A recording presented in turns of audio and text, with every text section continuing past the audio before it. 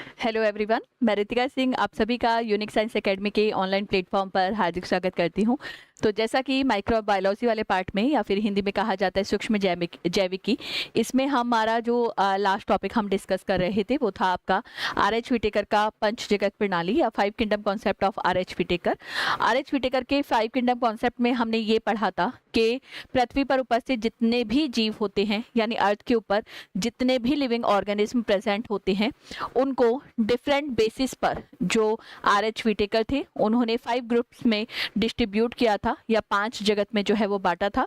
और क्योंकि सारे जो लिविंग ऑर्गेनिज्म है सभी जो सजीव हैं उनको आर.एच. व्हिटेकर ने पंच जगत प्रणाली में बांटा था, तो 5 जगत में बांटा था, इसीलिए इसे पंच जगत प्रणाली या 5 किंगडम कॉन्सेप्ट के नाम से जानते हैं। अब इससे पहले हमने सेल का इंट्रोडक्शन जो है वो भी पढ़ा था, कोशिका का प्रकार, कोशिका के सामान्य मैं बोल सकती हूँ कैरेक्टरिस्टिक फीचर या नॉर्मल सर्कमटेंसेस में क्या उसके फीचर्स रहते हैं सामान्य परिस्थिति में, तो वो सारी चीजें पढ़ी हमने। तो वहां पर एक पढ़ा था टॉपिक जिसे हम कोशिका सिद्धांत के नाम से जानते हैं, श्लीडन और श्वान ने दिया था, यानी इंग्लिश में कहा जाता है cell theory, and that cell theory was proposed by the Schleiden and Schwann. तो वहां पर मैंने एक पॉइंट आपको बताया था कि कुछ ऑर्गेनिज्म ऐसे होते हैं, कुछ सजीव ऐसे होते हैं जो कोशिका सिद्धांत का पालन नहीं करते, यानी सम ऑफ ऑर्गेनिज्म, या फिर उनको ऑर्गेनिज्म कहना सही है या नहीं है वो तो अभी हमें पता चल जाएगा। तो कुछ जीव ऐसे होते हैं या कुछ ऑर्गेनिज्म ऐसे होते हैं जो प्रॉपरली कोशिका सिद्धांत का पालन जो है वो नहीं करते, यानी सेल थ्योरी को फॉलो नहीं करते, या उसको उनके लिए सेल थ्योरी जो है वो एप्लीकेबल नहीं होती। अगर आपसे पूछेगा इससे कौन से जीव होते हैं जिनके ऊपर कोशिका सिद्धांत जो है या फिर सेल थ्योरी जो है एप्लीकेबल नहीं होती, लागू नहीं होती, तो फिर आपका आंसर रहेगा virus. Virus are the organism which don't follow the cell theory, यानी जो वायरस होते हैं वो ऐसे जीव होते हैं जो कोशिका सिद्धांत का पालन जो है वो नहीं करते। अब क्यों नहीं करते, क्या इनकी स्ट्रक्चर होती है, वो सारी चीजें पढ़ेंगे हम क्लास के अंदर। तो हेडिंग डाल देंगे वायरस। वायरस इंट्रोडक्टरी पार्ट देखते हैं। इंट्रोडक्टरी पार्ट में लिखेंगे वायरस। वायरस अकोशिकीय, वायरस अकोशिकीय, अकोशिकीय जीव होते हैं। वायरस अकोशिकीय जीव होते हैं। Virus are acellular organism. Virus are acellular organism. Virus अकोशिकीय जीव होते हैं, मतलब इनके अंदर कोशिका उपस्थित नहीं होती, इनके पास में सेल जो है वो प्रेजेंट नहीं होती। तो वायरस अकोशिकीय जीव होते हैं, अकोशिकीय है ना।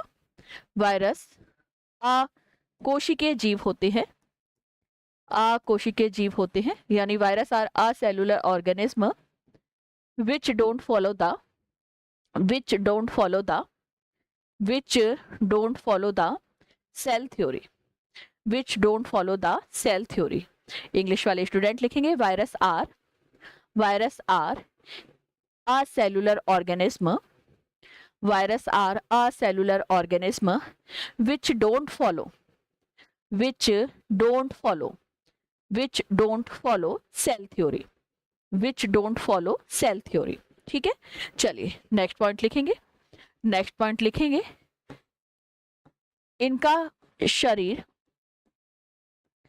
इनका शरीर मुख्यतः, इनका शरीर मुख्यतः आनुवांशिक पदार्थ, आनुवांशिक पदार्थ मतलब जेनेटिक मटेरियल।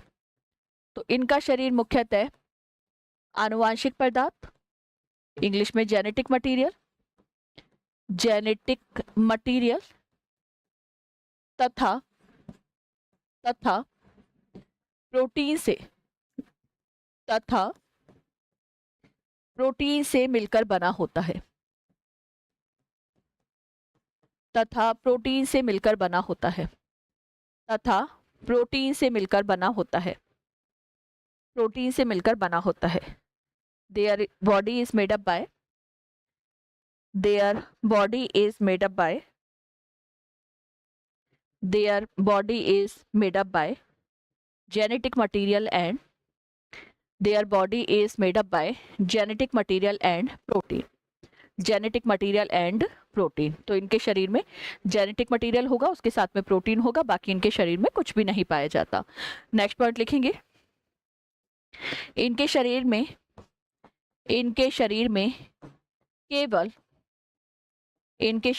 केवल एक ही प्रकार का आनुवांशिक पदार्थ, या तो डीएनए होगा या फिर आरएनए।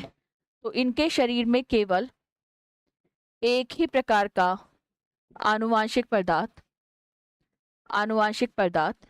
और एक ही प्रकार का, मैंने ऑप्शन बोल दिया, या तो इनके पास में डीएनए होगा या आरएनए उपस्थित होता है। इनके शरीर में केवल एक ही प्रकार का आनुवांशिक पदार्थ, या तो डीएनए या फिर आरएनए उपस्थित होता है। They have a single type of genetic material.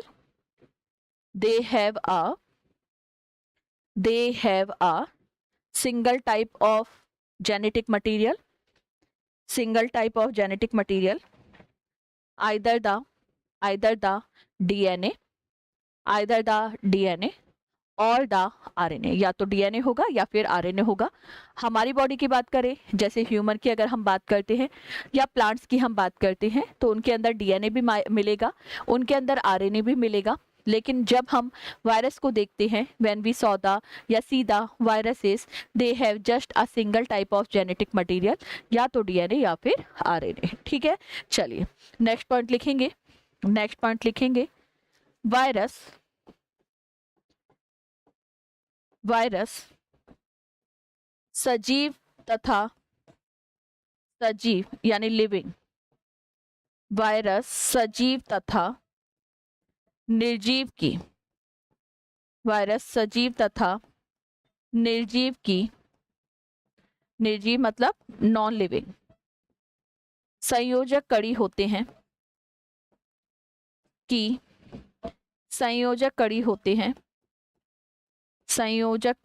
हैं वायरस सजीव तथा निर्जीव की संयोजक कड़ी, कनेक्टिंग चेन होते हैं। अब मतलब क्या है वो अभी मैं समझाऊंगी, पहले केवल ये लाइन लिखेंगे। हिंदी वाले बच्चों ने लिख लिया होगा, वायरस सजीव तथा निर्जीव की योजक कड़ी होते हैं। इंग्लिश वाले स्टूडेंट लिखेंगे, virus are the connecting chain of living and non-living. Virus are the connecting chain of living and non living. अब लिविंग और नॉन लिविंग की ध्यान से सुनेंगे, लिविंग और नॉन लिविंग की कनेक्टिंग चेन होने का मतलब क्या है, संयोजक कड़ी होने का मतलब क्या है, वो सुनेंगे अच्छे से। आपको ये याद रखना है, when virus are present in the living medium or inside the living organism, they will behave like living organism, and if they are present in the non-living medium, they will behave like the non-living. Hindi वाले बच्चे याद रखेंगे, जब virus किसी सजीव माध्यम में या किसी सजीव शरीर के अंदर होते हैं तो वो सजीव की तरह व्यवहार करते हैं, लेकिन अगर वो किसी नॉन लिविंग मीडियम में, मान लेते हैं हम यहीं पर कमरे में, कहीं पर रूम के अंदर कहीं वायरस पार्टिकल पड़े हुए हैं, तो because they are present in the non living medium, निर्जीव माध्यम में उपस्थित है, तो वो निर्जीव की तरह व्यवहार करेंगे। उनके अंदर कोई मेटाबॉलिक एक्टिविटी, कोई उपापचय क्रिया देखी नहीं जाएगी। तो जब सजीव के अंदर होंगे तब सजीव की तरह व्यवहार करेंगे, जब निर्जीव माध्यम में होंगे तो निर्जीव की तरह व्यवहार करेंगे। इसी वजह से इन्हें सजीव और निर्जीव की योजक कड़ी जो है वो कहा जाता है। इंग्लिश वाले बच्चों को आई होप सो समझ आ गया है कि when they are present in the living medium और inside the living organism, they will behave like living, और if they are present in the non living medium, they will behave like the non living. तो हिंदी वाले बच्चे लिखेंगे, अर्थात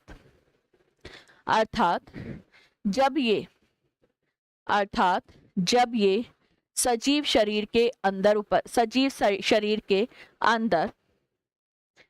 अर्थात जब ये सजीव शरीर के अंदर या सजीव माध्यम में उपस्थित होते हैं, या सजीव माध्यम में उपस्थित होते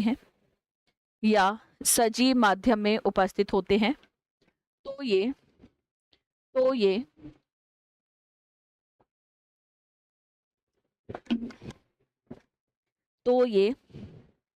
सजीवों की तरह व्यवहार करते हैं, जबकि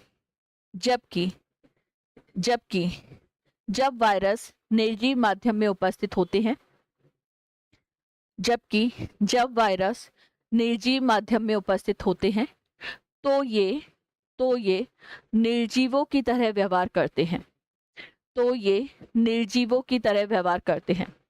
इंग्लिश वाले स्टूडेंट लिखेंगे when they are present in living medium, when they are present in living medium और inside the living body, when they are present, here we are talking about the virus, so when they are present inside the living medium or inside the living body or inside the living body, they behave like living organism, they behave like living organism. But when they are present in non-living medium, when they are present in non-living medium, they behave like non-living, they behave like non-living. चलिए next point लिखेंगे, next point लिखेंगे, next point लिखेंगे virus में वृद्धि, virus में वृद्धि यानी growth, virus में वृद्धि यानी ग्रोथ, द्विविखंडन, द्विविखंडन, द्विविखंडन मतलब बाइनरी फिजन, जिसमें एक ऑर्गेनिज्म दो में डिवाइड हो जाता है। तो वायरस में वृद्धि, द्विविखंडन या इंग्लिश में कहते हैं बाइनरी फिजन, बाइनरी फिजन तथा एंजाइम, तथा एंजाइम अनुपस्थित होते हैं, तथा एंजाइम अनुपस्थित होते हैं।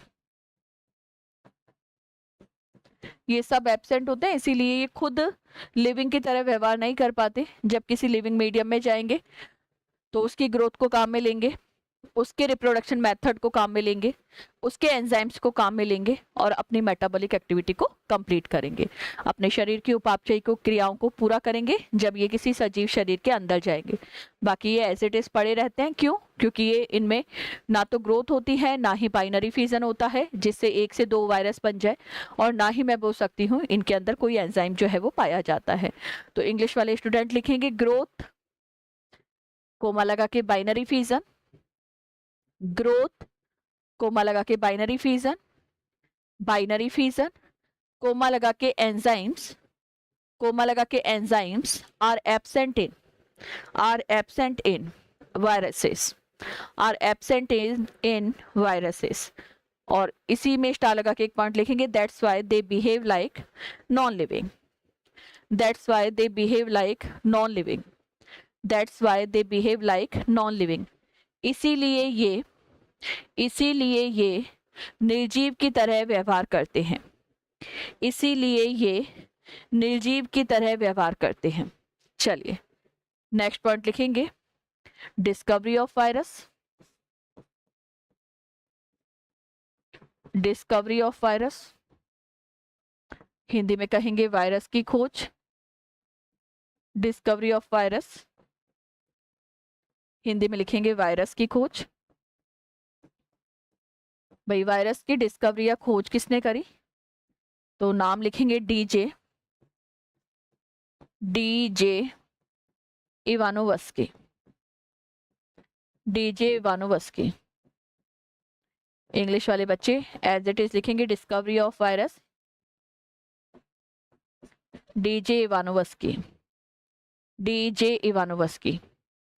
और अगर ये पूछ ले कि भाई कौन से वायरस की खोज करी थी या कौन से वायरस को सबसे पहले देखा था, तो इन्होंने सबसे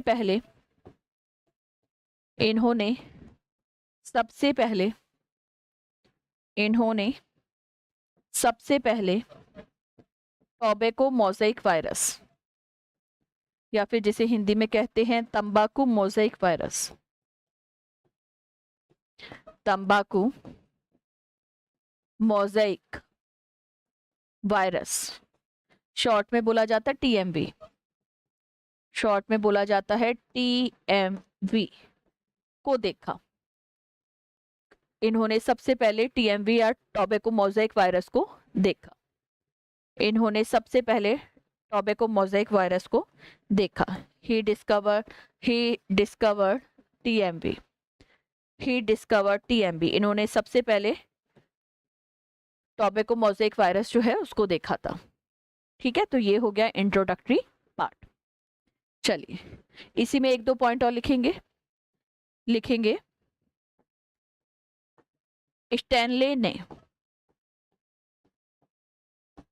स्टैनले इंग्लिश में भी स्टैनले साइंटिस्ट का नेम है। स्टैनले ने सर्वप्रथम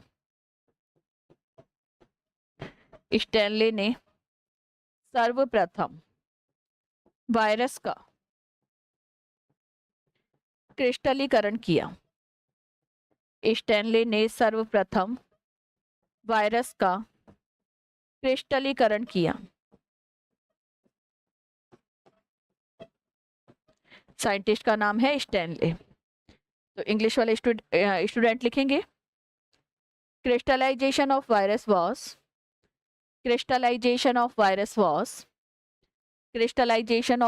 was firstly done by W.M. Stanley, या फिर उसको स्टैनले भी लिख सकते हो, है ना। तो W.M. स्टैनले या केवल स्टैनले लिखेंगे तो भी ठीक है, स्टैनले लिखेंगे तो भी ठीक है। ठीक है, एक पॉइंट और लिखेंगे। वैज्ञानिक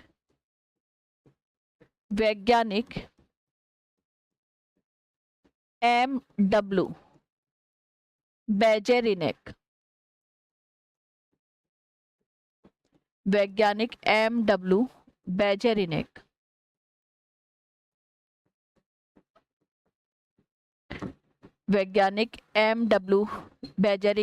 बेजेरिनेक ने वायरस को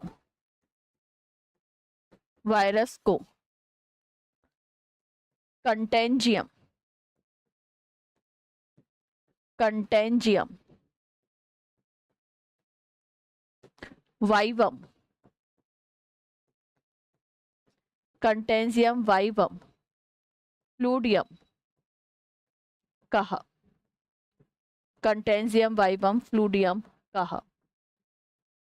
इंग्लिश वाले स्टूडेंट लिखेंगे कंटेंजियम मतलब संक्रामक ना, तो कंटेंजियम वाइवम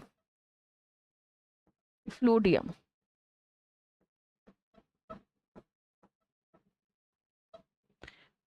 कहा। तो लिखेंगे M.W. बेजेरिनेक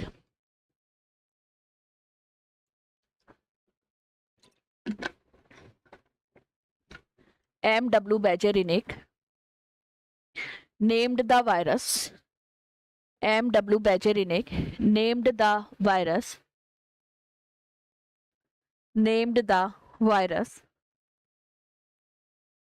virus Contagium vivum fluidium। ठीक है, इसका मतलब क्या होता है? इसका हिंदी में अर्थ होता है संक्रामक विषैला तरल।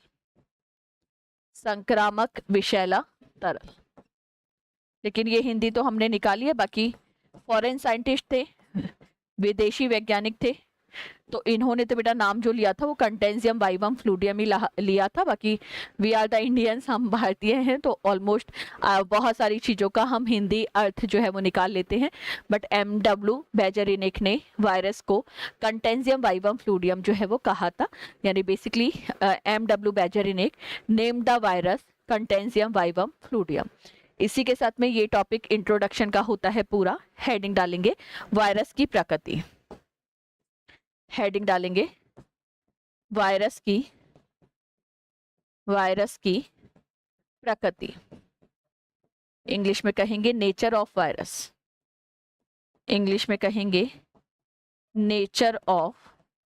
वायरस। वायरस कैसा है, क्या करता है, ये सब हम देखेंगे इन देयर नेचर, प्रकृति में।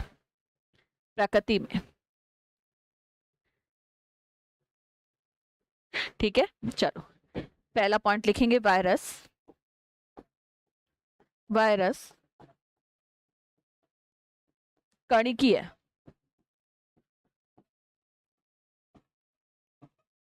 संरचना होते हैं, कणिकीय संरचना होते हैं। Virus are the granular structures, virus are the granular structures, यानी कण के समान होते हैं ना, नॉन मैं बोल सकती हूँ लिविंग होते हैं, तब ये पार्टिकल्स की फॉर्म में या कणों के रूप में जो है वो प्रेजेंट रहते हैं, इसी वजह से इसको कणिकीय संरचना या फिर मैं ग्रेन्युलर स्ट्रक्चर्स भी बोल सकती हूँ। तो वायरस कणिकीय संरचना होते हैं, वायरस कणिकीय संरचना होते हैं। इंग्लिश वाले स्टूडेंट लिखेंगे virus are granular structures, virus are granular structures, granular structures, virus जो है कणिकीय संरचना होते हैं। ठीक है, चलिए नेक्स्ट पॉइंट लिखेंगे, ये जीवाणुवीय, ये जीवाणुवीय फिल्टर से, जीवाणुवीय फिल्टर मतलब बैक्टीरियल फिल्टर, तो ये जीवाणुवीय फिल्टर से भी छन जाते हैं, से छन जाते हैं, छन जाते हैं, अर्थात अर्थात अर्थात इन्हें जीवाणुवीय फिल्टरों की सहायता से भी,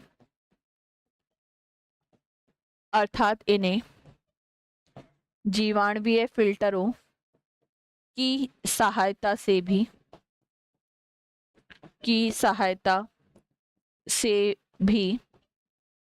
पृथक नहीं किया जा सकता, जीवाणुवीय फिल्टरों की सहायता से भी पृथक नहीं किया जा सकता, नहीं किया जा सकता।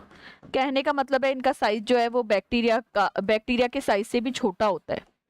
मतलब फिल्टर जो है वो उनका काम क्या है, फिल्टर जैसे सिंपल समझो चाय की चलनी है, अब चाय की चलनी जो है उससे हम चाय को आसानी से छान सकते हैं, क्योंकि उसके अंदर जो पोर्स होते हैं वो अकॉर्डिंग टू द चाय पत्ती शेप के होते हैं कि भाई चाय पत्ती नहीं छननी चाहिए। अब अगर उसी चाय पत्ती को आप गेहूं छानने की छलनी से छानोगे तो वो क्या हो जाएंगे, छन जाएंगे।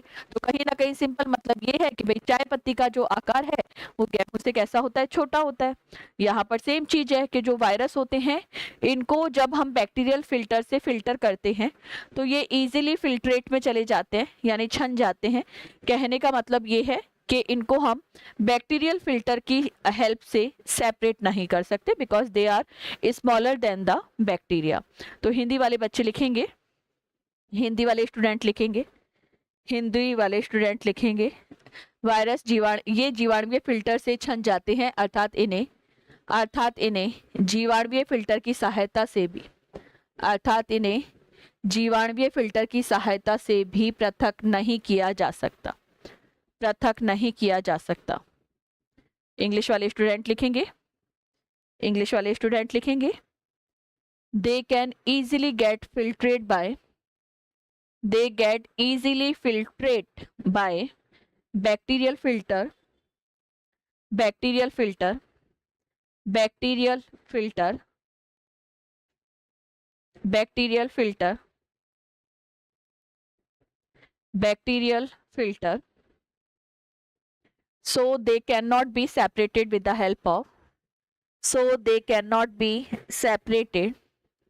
so they cannot be separated with the help of with the help of bacterial filter, so they cannot be separated with the help of bacterial filter, और नेक्स्ट पॉइंट लिखेंगे अर्थात ये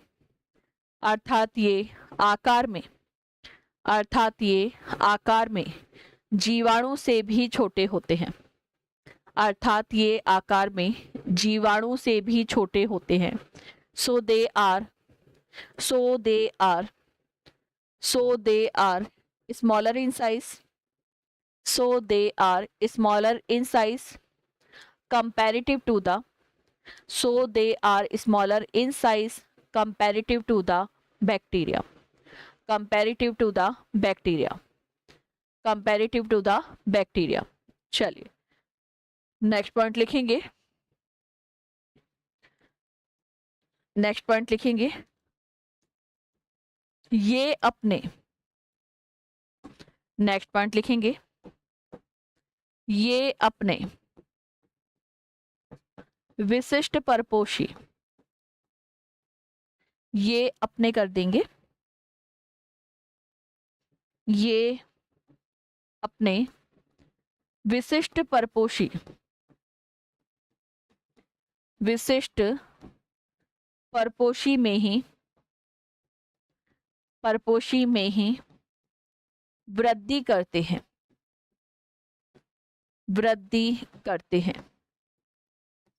ये अपने विशिष्ट परपोषी में ही वृद्धि करते हैं। they show growth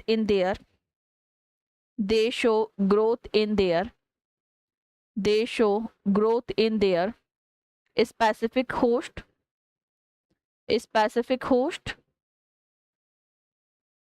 तथा उनमें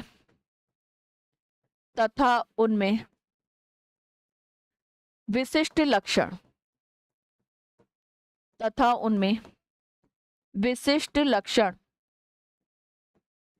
उत्पन्न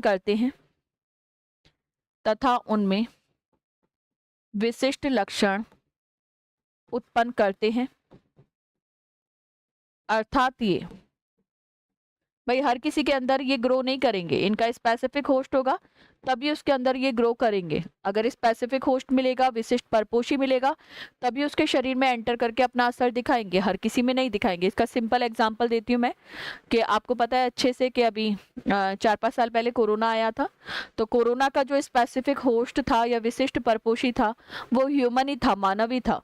कहने का मतलब जो कोरोना का हमारा कोविड-19 जो डिजीज था और कोरोना जो वायरस था उसका होस्ट या परपोषी ह्यूमन ही था और ह्यूमन के अंदर ही वो लक्षण उत्पन्न कर रहा था। ऐसा नहीं कि कोई भी ऑर्गेनिज्म मिलेगा उसके अंदर कोरोना हो गया, ऐसा नहीं हो रहा था। तो वही बात है कि ये अपने विशिष्ट परपोषी में वृद्धि करते हैं तथा उनमें विशिष्ट लक्षण उत्पन्न करते हैं। अब ऐसे ऑर्गेनिज्म, ध्यान से सुन लेंगे, ऐसे ऑर्गेनिज्म जिनमें जब वायरस जाएगा तो ही अपनी ग्रोथ दिखा सकता है, तो ही मैं बोल सकती हूँ वृद्धि दिखा सकता है।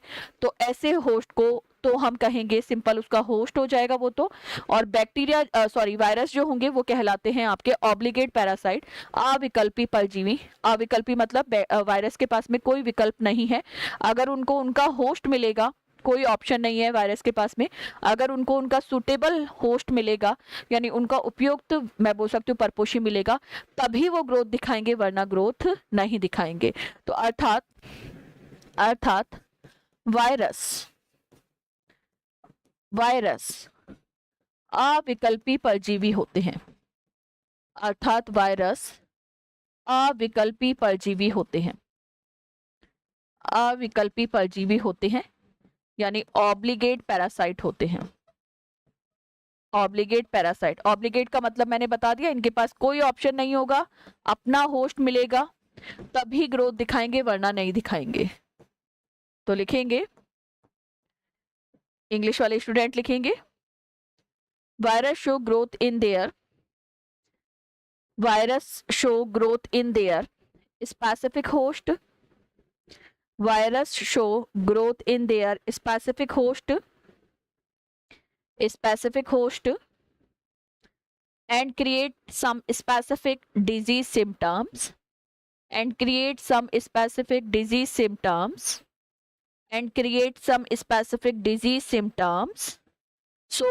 so they are known as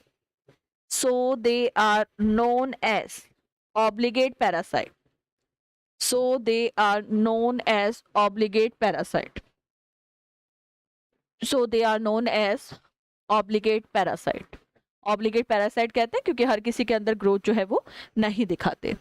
एक पॉइंट और लिखेंगे, इन्हें कृत्रिम संवर्धन माध्यम, आर्टिफिशियल न्यूट्रिएंट मीडियम, कृत्रिम पोषक संवर्धन संवर्धन माध्यम, इंग्लिश में artificial nutrient, artificial nutrient culture medium पर,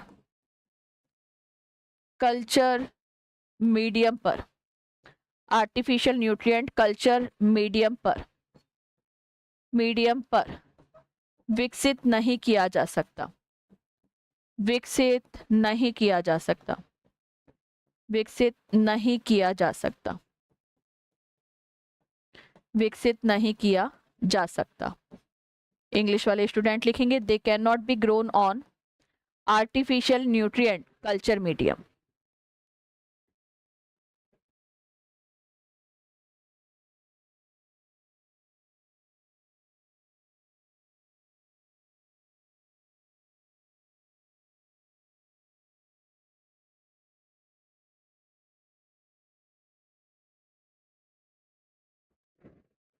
They cannot be grown on artificial nutrient culture medium, artificial nutrient culture medium। इसका मतलब क्या है कि मान लेते हैं हम एक पेट्री डिश लेते हैं, कांच की कटोरी, और उसमें अगार अगार भर लेते हैं। उस कांच की कटोरी के अंदर अगार अगार जो है वो फिल कर लेते हैं। मान लो ये हमने अगार अगार भर दिया, तो अगर मैं इस अगार अगार के अंदर बैक्टीरिया को इनोकुलेट करती हूँ, यानी बैक्टीरिया को प्रवेशित करवाती हूँ, तो बैक्टीरिया तो अपनी कॉलोनीज जो है वो डेवलप कर लेता है, मतलब बैक्टीरिया तो इसके ऊपर ग्रो कर जाता है। नॉन लिविंग मीडियम है, आर्टिफिशियल मीडियम है।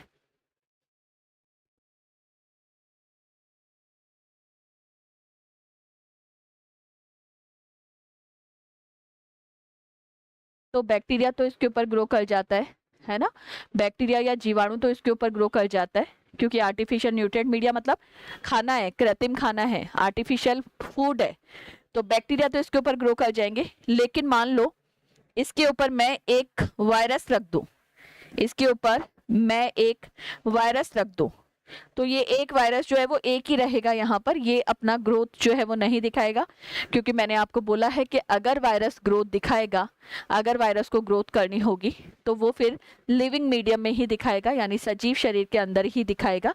कभी भी निर्जीव के अंदर, कभी भी निर्जीव के अंदर या निर्जीव माध्यम में जो वायरस होते हैं वो ग्रोथ प्रदर्शित नहीं करते, यानी ग्रोथ डेवलप नहीं कर, ग्रोथ जो है शो नहीं करते। तो इंग्लिश वाले स्टूडेंट, हिंदी वाले बच्चों ने लिख लिया, इन्हें कृत्रिम संवर्धन माध्यम पर विकसित नहीं किया जा सकता। इंग्लिश वाले स्टूडेंट लिखेंगे they can not be grown on, they cannot be grown on artificial nutrient medium, artificial nutrient medium। और जैसे आर्टिफिशियल न्यूट्रिएंट मीडियम का एग्जाम्पल मैंने बता दिया, कृत्रिम पोषक माध्यम का उदाहरण हो जाएगा अगार अगार, अगार अगार। सबसे बेस्ट आर्टिफिशियल न्यूट्रिएंट मीडियम होता है, सबसे बेस्ट आर्टिफिशियल न्यूट्रिएंट मीडियम होता है अगार अगार, तो इस पर ग्रो नहीं कर सकते, है ना। तो लिख लिया होगा ये पॉइंट जो है वो आपने लिख लिया होगा। एक बार जल्दी से नोट करेंगे और फिर चलेंगे आगे।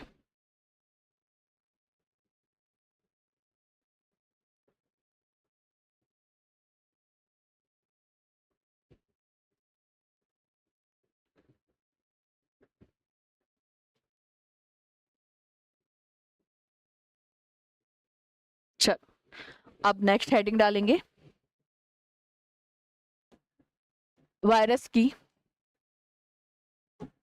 हेडिंग डालेंगे वायरस की संरचना, वायरस की संरचना। इंग्लिश में लिखेंगे स्ट्रक्चर ऑफ वायरस, वायरस की संरचना, या इंग्लिश में लिखेंगे structure of virus, structure of virus. Virus की संरचना में क्या होता है, तो मैंने एक पॉइंट बता दिया आपको, क्या याद रखना है।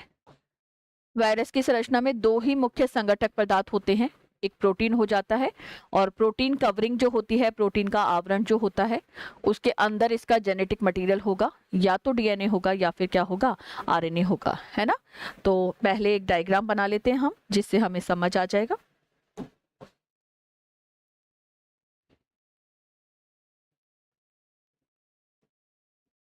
सिंपल डायग्राम बनाना है हमें। ये तो आउटर कवरिंग बना दी हमने।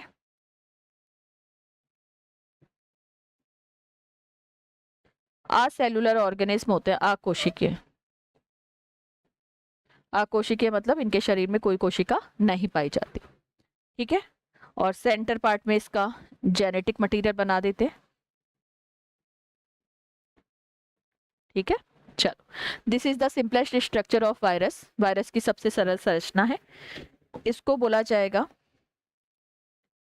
Outer covering. आउटर कवरिंग या आउटर मेम्ब्रेन। आउटर कवरिंग या आउटर मेम्ब्रेन हिंदी में कहा जाएगा बाह्य आवरण। और याद रखना कि जो वायरस का बाह्य आवरण होता है वो कहलाता है capsid. Outer membrane of virus is known as the capsid. और एक बात और याद रख लेना, इस कैप्सिड की ये जो इकाइयां दिख रही हैं, इस कैप्सिड की जो ये यूनिट्स दिख रही है, इनको कहा जाता है कैप्सोमियर। वायरस की जो आउटर कवरिंग है, जिसको कैप्सिड कहा हमने, इसकी इकाई जो है वो कहलाती है कैप्सोमियर। Capsomeres, capsomere. और सेंटर पार्ट में मैंने बता ही दिया आपको, सेंटर पार्ट में होगा आनुवांशिक पदार्थ। सेंटर पार्ट में होगा आनुवांशिक पदार्थ, जेनेटिक मटेरियल, आनुवांशिक पदार्थ या फिर जेनेटिक मटेरियल। और जेनेटिक मटेरियल में या तो डीएनए होगा या फिर क्या होगा, आरएनए। तो जेनेटिक मटेरियल होगा डीएनए या RNA. As it is diagram को नोट करेंगे और फिर इसका थ्योरेटिकल पार्ट हम लिखेंगे। एज इट इज डायग्राम को नोट करेंगे, फिर इसका थ्योरेटिकल पार्ट हम पढ़ेंगे।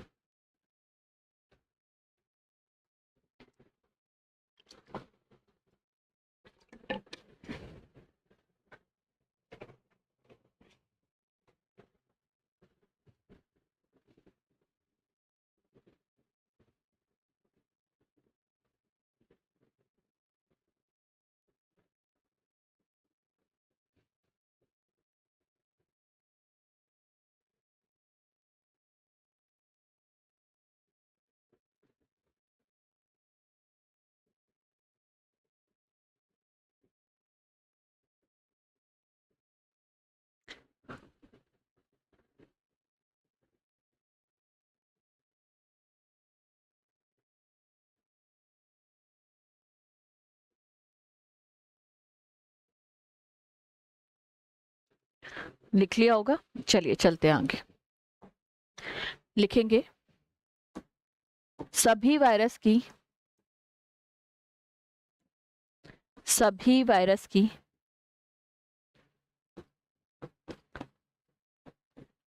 सभी वायरस की मूल संरचना, सभी वायरस की मूल संरचना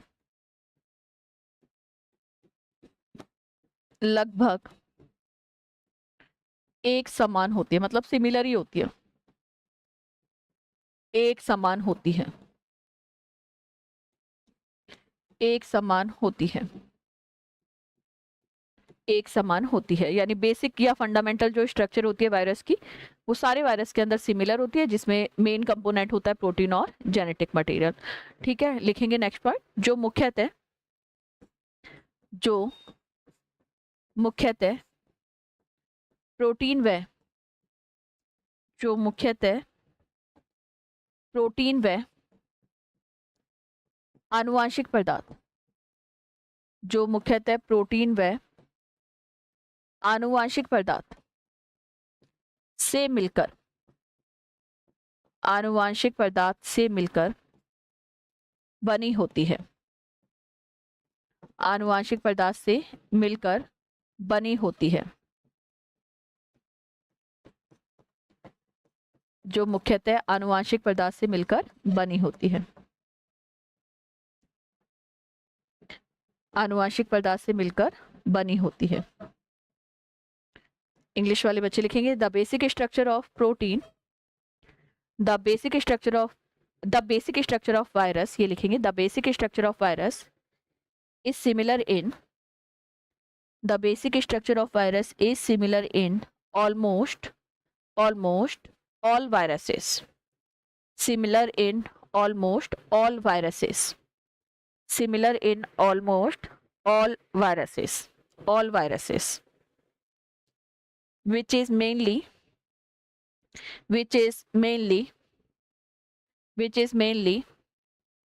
made up by, which is mainly made up by protein and genetic material, protein and genetic material। लिखेंगे आनुवांशिक पदार्थ के द्वारा, आनुवांशिक पदार्थ के द्वारा, आनुवांशिक पदार्थ के द्वारा वायरस का या वायरस की संरचना का, वायरस की संरचना का केंद्रीय कोर, सेंट्रल पार्ट, केंद्रीय कोर या सेंट्रल कोर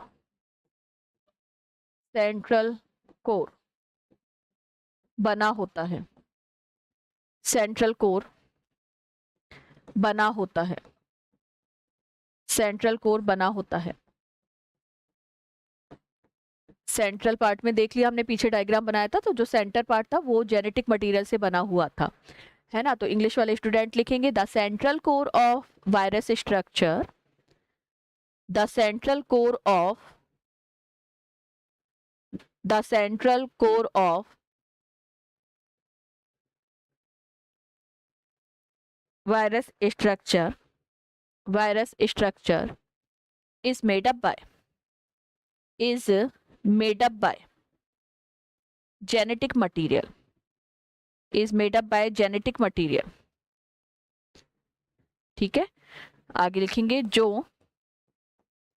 जो चारों ओर से,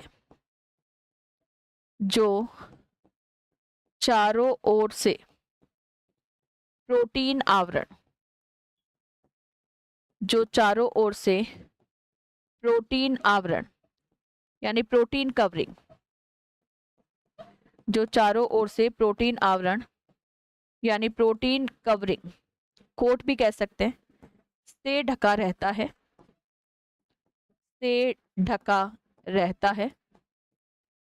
जिसे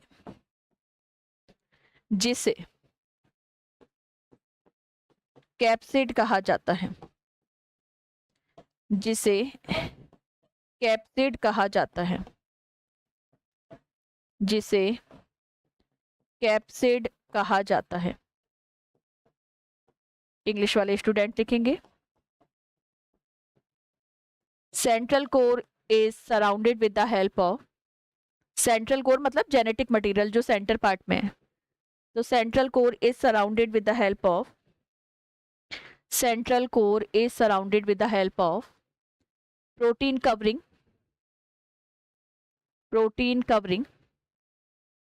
ऑब्लिक करके protein coat, protein covering oblique करके protein coat, which is known as capsid,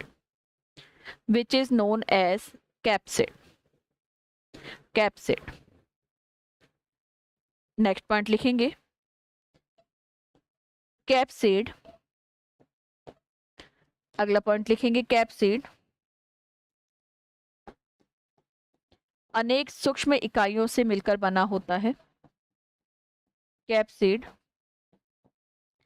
अनेक सूक्ष्म इकाइयों से मिलकर बना होता है। सूक्ष्म इकाइयों से मिलकर बना होता है, जिन्हें मिलकर बना होता है, जिन्हें कैप्सोमियर कहा जाता है। जिन्हें कैप्सोमियर जिन्हें कैप्सोमियर कहा जाता है। कैप्सोमियर्स कहा जाता है। कहा जाता है। इंग्लिश वाले स्टूडेंट लिखेंगे the proteinaceous covering capsid. The proteinaceous covering capsid. The proteinaceous covering capsid is made up by the proteinous covering capsid is made up by numerous small units known as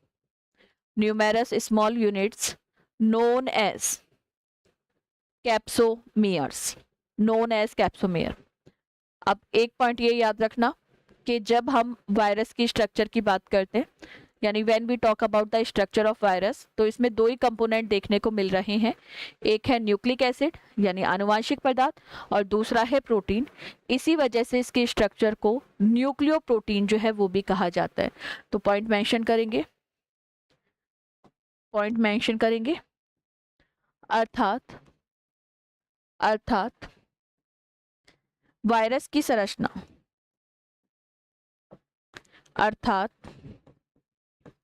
virus की संरचना nucleo protein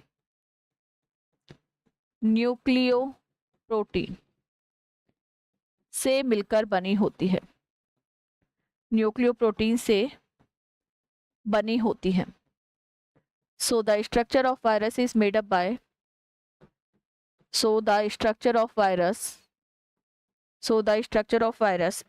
up by nucleoprotein. And what do you mean by the nucleoprotein? Nucleo word refer for the nucleic acid. Nucleo शब्द जो है, nucleo से बनेगा nucleic अम्ल, nucleo शब्द से बनेगा न्यूक्लियो अम्ल, और दूसरा तो सीधे ही दिख रहा है हमको प्रोटीन।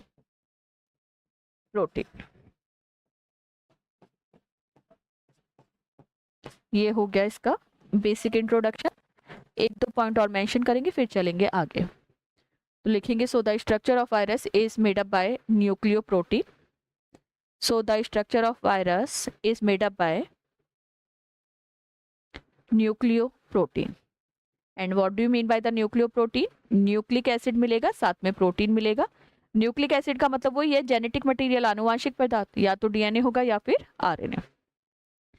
चलिए नेक्स्ट स्टार लगा के एक पॉइंट लिखेंगे।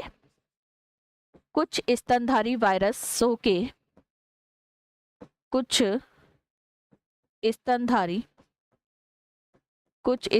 वायरसों के, स्तनधारी वायरसों मतलब जो स्तनधारी में ग्रोथ दिखाएंगे, तो वायरसों के प्रोटीन आवरण के बाहर यानी प्रोटीन कवरिंग के बाहर, तो प्रोटीन कवरिंग के या प्रोटीन आवरण के बाहर लिपिड का आवरण भी उपस्थित होता है।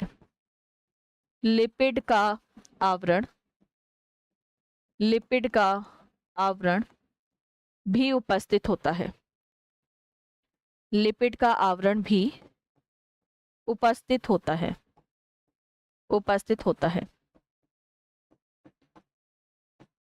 अब कौन से ऐसे वायरस होते हैं वो एग्जाम्पल देखेंगे। पहले इंग्लिश वाले स्टूडेंट लिखेंगे in some mammalia viruses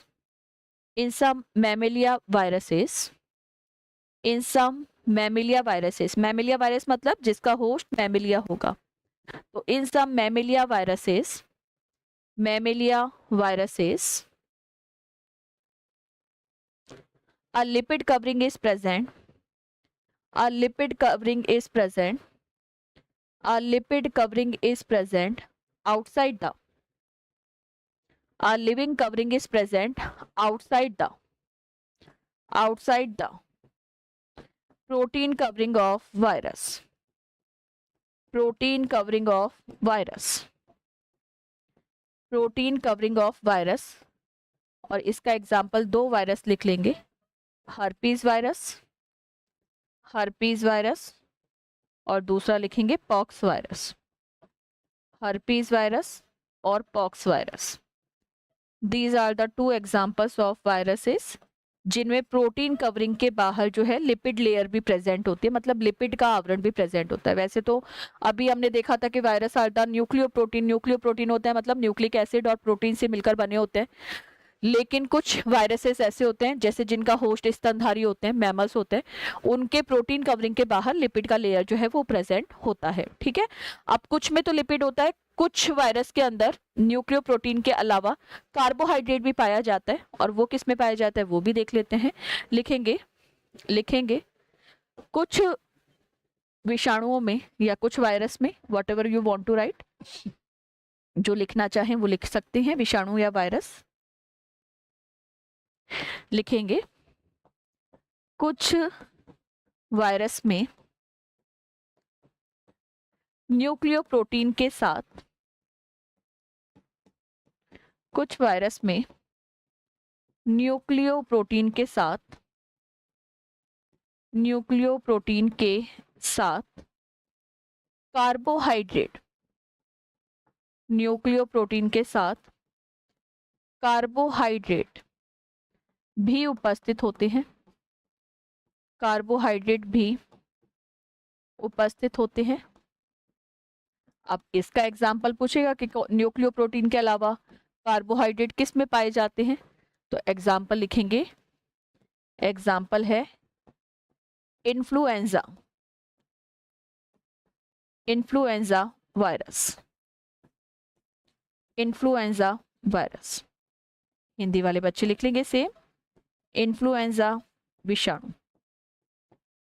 influenza विषाणु या वायरस। इनमें न्यूक्लिक एसिड होगा, न्यूक्लिक एसिड होगा, प्रोटीन होगा, और साथ में कार्बोहाइड्रेट जो है वो भी प्रेजेंट होगा। न्यूक्लिक एसिड होगा, उसके अलावा आपका प्रोटीन प्रेजेंट होगा, उसके अलावा कार्बोहाइड्रेट जो है वो भी उपस्थित होगा, कार्बोहाइड्रेट भी उपस्थित होगा, कार्बोहाइड्रेट भी उपस्थित होगा।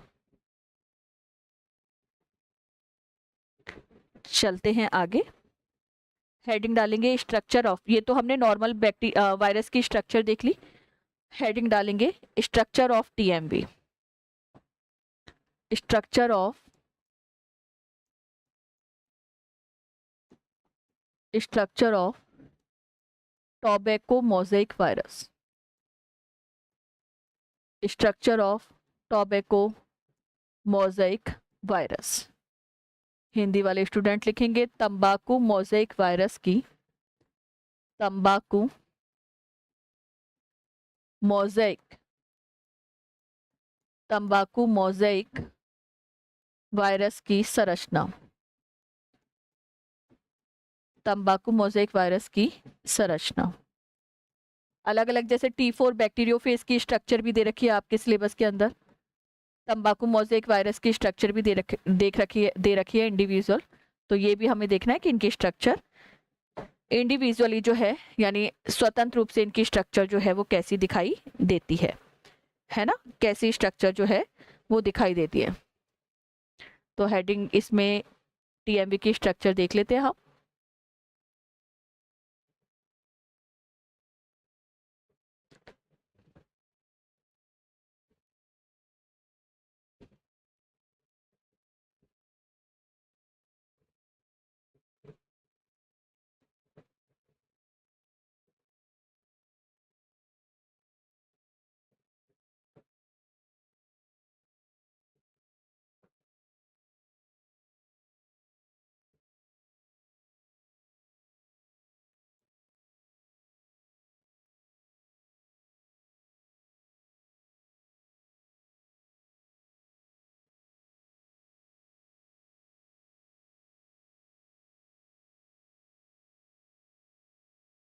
चलिए, ये बेसिक स्ट्रक्चर है टीएमवी की। इसमें आपको ये याद रखना है कि जो पहली बात तो इसके अंदर अगर पूछेगा कि जेनेटिक मटेरियल क्या होता है, तो इसका जेनेटिक मटेरियल जो है वो मैं लेबल भी कर देती हूँ। वैसे मैं ब्लैक रंग से कुंडलीकार संरचना बना रही हूँ, यानी कुंडलीकार मतलब हेलिकल स्ट्रक्चर बना रही हूँ। और ये हेलिकुलर स्ट्रक्चर जो है ये और कुछ नहीं है, इसका जेनेटिक मटेरियल है। और आपको ये याद रखना है कि टीएमवी का अगर जेनेटिक मटेरियल पूछेगा कि टीएमवी के अंदर आनुवांशिक पदार्थ जो है वो क्या होता है, तो आपको दिख रहा है कि इसका आनुवांशिक पदार्थ जो है वो क्या होता है, आरएनए। और जो येलो कलर से स्ट्रक्चर दिख रही है ये इसका कैप्सिड भाग है ना। जो येलो कलर से स्ट्रक्चर दिख रही है वो है कैप्सिड भाग। और जो ये एक एक जैसे फल जैसी संरचना दिख रही है, these are the capsomere, these are the capsomeres. ये स्ट्रक्चर जो है वो है कैप्सोमियर, कैप्सोमियर। तो जल्दी से एक छोटू सा डायग्राम बना लेंगे फॉर द अंडरस्टैंडिंग पर्पस, ताकि हमें समझ आ जाए कि टीएमवी की स्ट्रक्चर जो है वो कैसी होती है। तो हेलिकल या कुंडलित तो इसके अंदर आरएनए बना देंगे, कुंडलित तो आरएनए बना देंगे। और कुंडलित आरएनए को यानी हेलिकुलर जो आरएनए है, हेलिकल जो आरएनए है, उसको चारों तरफ से प्रोटीन कवरिंग से कवर कर देंगे। और प्रोटीन कवरिंग जो है वो कैप्सिड कहलाती है, प्रोटीन कवरिंग जो है वो कैप्सिड कहलाती है। तो जल्दी से इस डायग्राम को बनाएंगे और फिर देखते हैं आगे क्या करना है। इसकी थ्योरी वाला पार्ट जो है वो भी देखना है हमें, लेकिन थ्योरी वाला पार्ट जो है वो देखेंगे हम नेक्स्ट क्लास के अंदर। तो अभी एक बार फटाफट से डायग्राम को बनाएंगे, फिर चलते हैं आगे।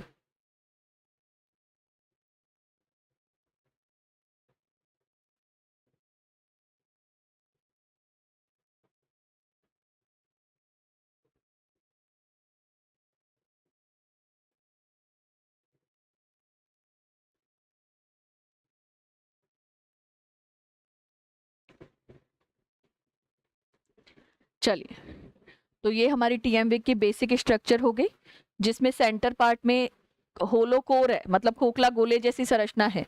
तो सेंट्रल कोर में इसका क्या प्रेजेंट होता है, जेनेटिक मटेरियल जो होता है आरएनए। और ये पूरी जो आउटर कवरिंग है ये कंबाइनली कहलाती है कैप्सिड, और कैप्सिड की यूनिट जो है वो कहलाती है कैप्सोमियर। इसी के साथ में हमारा टीएमवी का स्ट्रक्चर जो है वो होता है पूरा। लेकिन टीएमवी का डायग्राम तो हमने देख लिया, टोबैको मोज़ेक वायरस का चित्र तो हमने देख लिया, डायग्राम तो, बट इसकी थ्योरी जो है वो मेंशन करेंगे हम अगली क्लास के अंदर। अभी के लिए इतना ही। Thank you so much.